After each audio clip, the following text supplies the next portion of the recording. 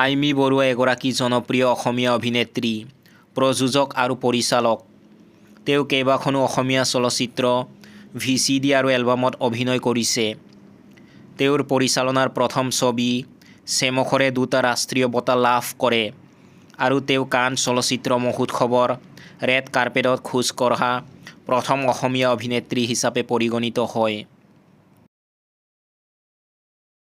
আইমি বৰুৱাৰ জন্ম হৈছিল নগাঁৱত 1984 চনৰ 21 অক্টোবৰত।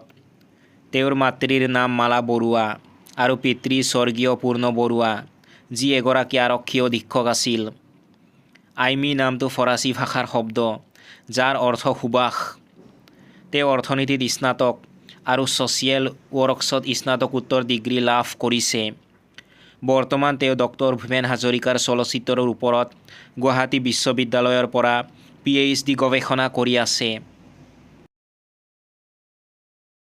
আইমি বৰুৱাই 6ষ্ঠ শ্ৰেণীত পঢ়ি থাকোঁতেই অসমৰ সাধুকথা নামৰ এখন তথ্যচিত্ৰত তেজীমলা চৰিত্ৰত অভিনয় কৰি অভিনয় জীৱন আৰম্ভ কৰে।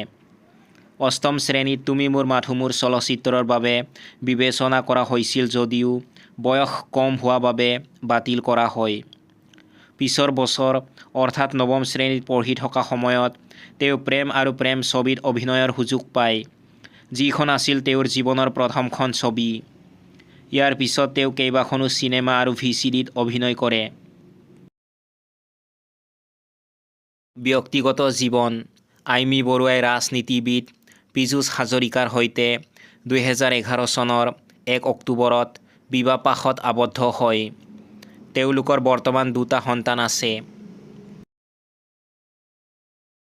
তেওঁ অভিনীত উল্লেখযোগ্য ছবিসমূহৰ ভিতৰত আছে প্ৰেম আৰু প্ৰেম, সৰু বোৱাৰী, জেতুকা পাতৰ দৰে, মনে মোৰ কইনা বিচাৰে, বীৰ চিলাৰায়, মহাসমৰ, পানী, নিজানৰ গান।